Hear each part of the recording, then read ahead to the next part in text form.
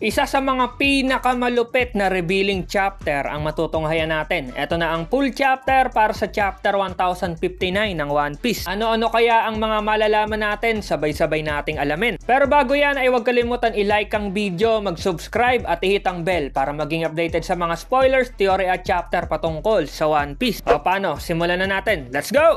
Magsisimula ang chapter 39 years ago. Dito ulit sa Hachinosu. May nangyayari ngang hindi natin inasahan. Nagkakagulo nga sa Pirate Island. Natagpuan na lang ng mga taga doon na itong si Don Marlon nga ay patay na kasama ng iba pang mga tauhan niya. Nangyari nga daw yan nung gabi. Dahil nga doon hindi na nga daw naprotektahan ni Don Marlon yung treasure nila. Sino daw kaya ang gagawa nun kay Don Marlon? Dito na nga nagulat ang lahat ng nasa Pirate Island na maski sila Rax at Whitebeard hindi makapaniwala. Nasabi na itong si Shaki na dukot sa mismong Pirate Island at ilang oras nga lang daw yun nangyari nang walang nakakaalam. Wala din daw clue ang nakita. At ang buong Pirate Island ay nalungkot at galit na galit nga sa nangyari. Nag-aalala nga ang mga nandun kung ligtas daw ba si Shaki. Umiyak nga dito si Gloriosa at merong isa dito na tuwang-tuwa na may hawak pang maraming pera. At ito nga si Ochoku. Kaya makikita natin na ang talagang may pakana nito ay si Ochoku na mukhang binayaran siya ng kumuha. Kumalat na nga ang nangyari kay Shaki sa buong mundo. Karamihan sa mga taong sumusuporta kay Shaki ay nalungkot at hindi na nga daw masyadong sumaya buhat nung nangyaring pagdukot. Nasabi pa na kahit ang World Economic Journal ay humina nga ang benta ng ilang weeks dahil doon sa balita na yon. Syempre kumalat na. Nakita nga ito nila Roger at galit na galit si Roger kay Rax. Dahil paano daw nangyari yon at ano daw ang ginagawa ni Rax? Yari daw sa kanya itong si Rax pag nagkita sila. Nag-aalala nga din si Rayleigh kay Shaki. Malilipat naman tayo 1 year after nang nangyaring pagdukot kay Shaki. Dito tayo sa God Valley. Tuwang-tuwa nga ang nanay nila Shanks at Shamrock dahil nakabalik na nga itong si Garling. Pinakilala nga niya itong kambal kay Garling. Natuwa nga si Garling dahil kambal nga daw ang anak niya. Sinabi nga ng nanay nila Shanks na doon na lang daw manirahan si Garling kasama sila. Pero ang sinagot ni Garling dito habang nakangiti pa ay tungkol daw sa ganon kung may titiran daw siya na lugar ay hindi daw doon. Dahil yung isla nga daw ng God Valley ay mabubura na sa mapa. Nagtaka nga doon yung nanay nila Shanks. Sabi pa ni Garling na nakapagdesisyon na nga daw siya at nakapili ng kanyang magiging asawa. Kung mananalo nga daw siya sa mangyayaring tournament ay kukunin nga daw niya yung babae na yon. Napatanong naman tong nanay ni Shanks na anong tournament daw. Pagkatapos noon biglang sinaksak ni Garling itong nanay nila Shanks at Shamrock. Napakasama talaga nitong loko na to. Pagtapos ng atake ni Garling ay sinabi nito na umpisahan nga daw ng mga yon ang preparasyon. Nagtaka nga yung mga tao sa isla kung bakit ang dami daw mga marines na nakapaligid doon sa isla nila. May criminal daw ba doon? Itong mga marines naman ay may hawak na mga tranquilizer dart at yun daw ang gagamitin nila. Yung mga hindi daw papalag, hulihin na lang daw agad. Habang nangyayari ang paghuli sa mga tao doon sa isla ay may isa ditong rookie marine na nagtatanong sa lieutenant niya na ano daw bang goal ng strategy nila na yon. Sabi naman ng lieutenant na training daw yon. Saka kailangan pa daw nito ng 10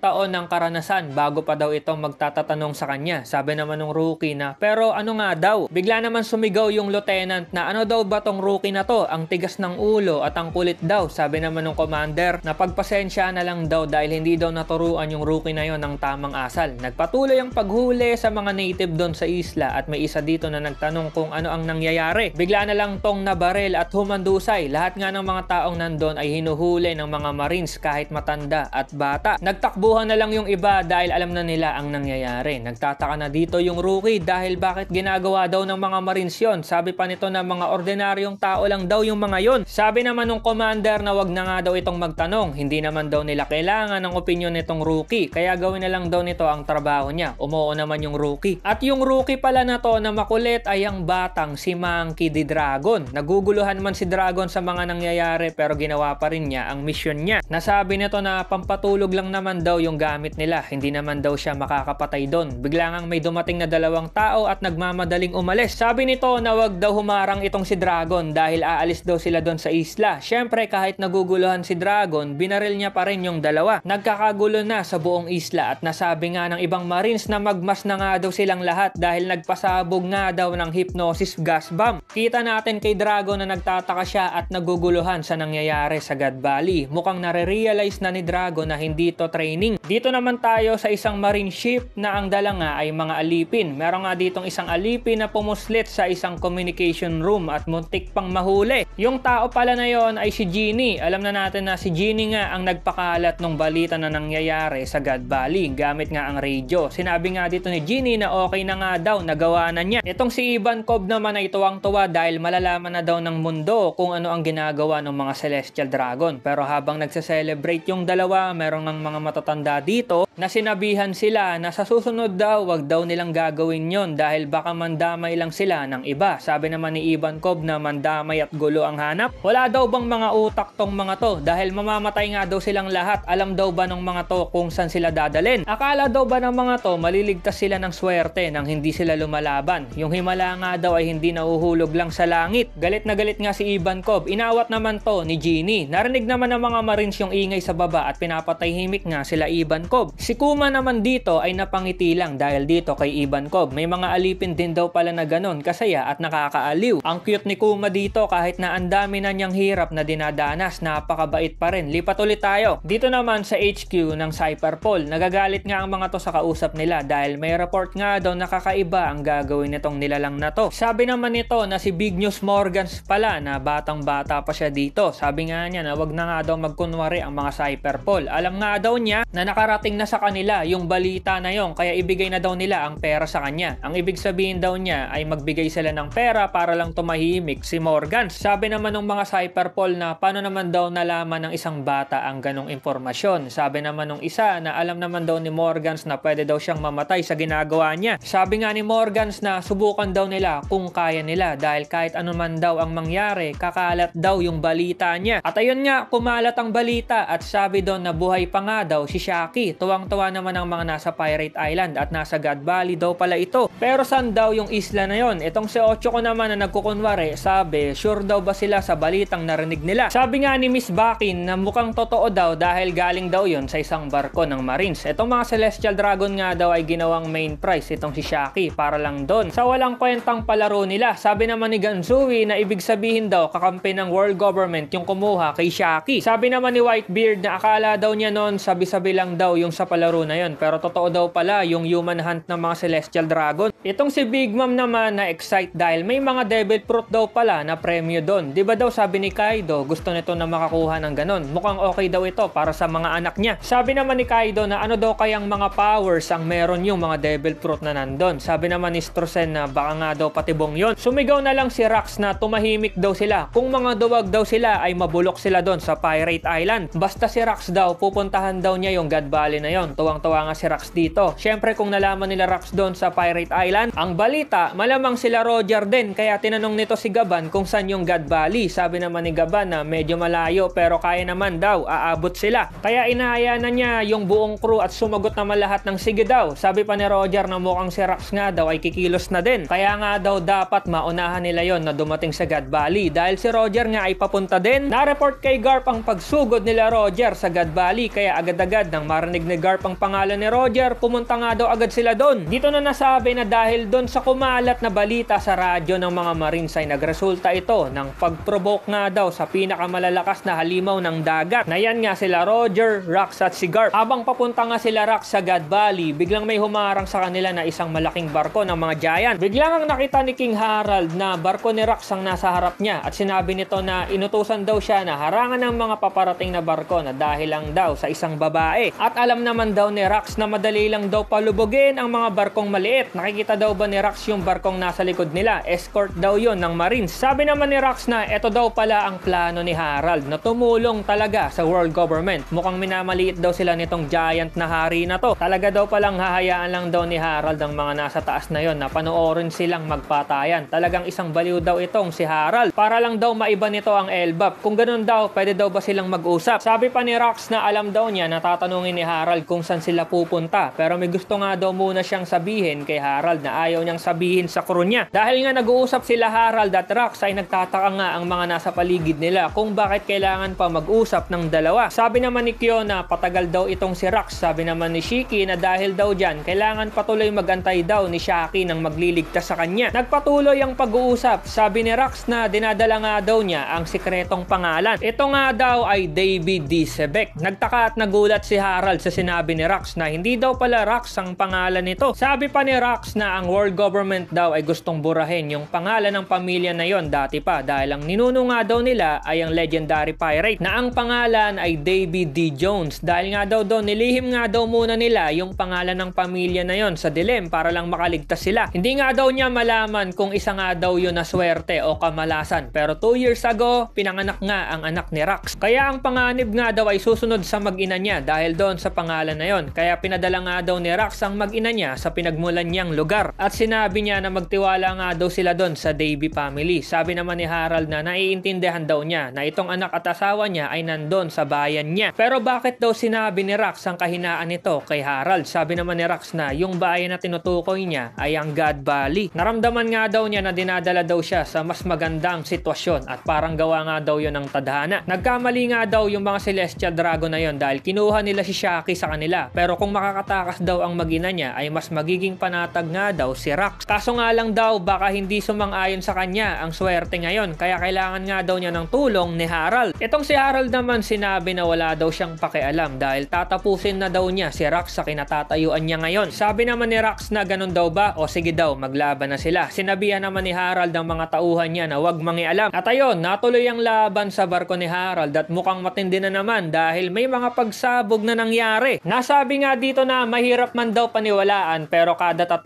taon nga daw ay namimili itong mga Celestial Dragon ng isang non-member nation na mayaman nga daw sa resources. Dito ginagawa nila yung napaka-brutal na laro ng mga to na tawag nga ay human hunting. Pinapatay nga ng mga to ang mga native na nandun sa lugar na yan. At ito na nga, mag-uumpisa na ang death game sa God Valley. Sabi nga ng announcer dito na maliban nga daw sa mga rare na devil fruit na premyo ay ito nga daw ang main prize ng tournament. Nanggaling nga daw ito doon sa Calm Belt, isang isla na puro babae nga lang daw ang nakatira. Ito nga daw ang dating empress ng Kuja Pirates, ang pinakamagandang babae sa mundo na si Shakuyaku. Nagsigawan nga ang mga siraulong Celestial Dragon. Sinabi pa ng announcer na bahala na daw sila kung anong gagawin nila. Maging asawa o isang alipin itong si Shaki. Ang daming ang gandang-ganda kay Shaki dito. At sinabi pa ng isa dito na dapat makuha ng Shepherd family itong si Shaki. Makikita nga natin dito itong binata pa na si Summers at sinabi nito na para daw sa kanya mas okay daw na gawing alipin si Shaki. Sabi naman ni Garling na asa pa daw si Summers. Siya daw ang makakakuha kay Shaki at magiging asawa nga daw niya to. Andito din yung babaeng nasa Man-Mayer family at sinabihan nito si Gunko na mahaba pa ang buhok. Sabi nitong babae na kung sasali daw si Gunko sa palaro ay baka makuha nila ang trophy sa tournament. Hindi naman umimik si Gunko. Sa kabilang banda itong si Dragon ay may nadaanan na isang babae. At ito nga yung nanay nila Shanks at duguan nga ito. Sinabi nitong babae kay Dragon na nagmamakaawa ito na iligtas nga daw yung mga anak niya. At ilayo nga daw dito sa hayop na si Garling. Makikita nga din natin dito ang sobrang cute at bata pa na si Blackbeard. Kasama nito ang nanay niya. Sinabi nito na wag daw mag-alala si Teach dahil magiging maayos din daw ang lahat. Kawawa nga yung batang Teach dito, umiiyak siya. Sabi pa ng announcer dito na ngayon nga daw sasabihin niya ang isang announcement na malamang daw alam na ng ibang mga Celestial Dragon. Sa tournament daw na yon, hindi lang isang batang Buccaneer dahil sa wakas makalipas ang 800 years, ang Davy family nga daw ay nagpakita na sa kanila. End of the chapter. Okay, isang malupit at napakaraming revealing scene na chapter ang nakita natin at ayon, mag-uumpisa na ang palaro ng mga hinayupak na Celestial Dragon. Nalaman nga natin na isa sila Rax sa Davy family na sikat ng Void Century at dahil kalaban nga ng world government ay tinago nga ni Rax ang buong pangalan niya. Nakita din natin itong binata pa na si Dragon at walang kaalam-alam na masasali siya sa isang trahedya na magpapabago sa kanyang pananaw dito sa world government. Marami pa ang mangyayari kaya abangan natin ang next chapter. Dahil ito na, God Valley incident na. Salamat sa pagnood at see you sa next video. Over and out.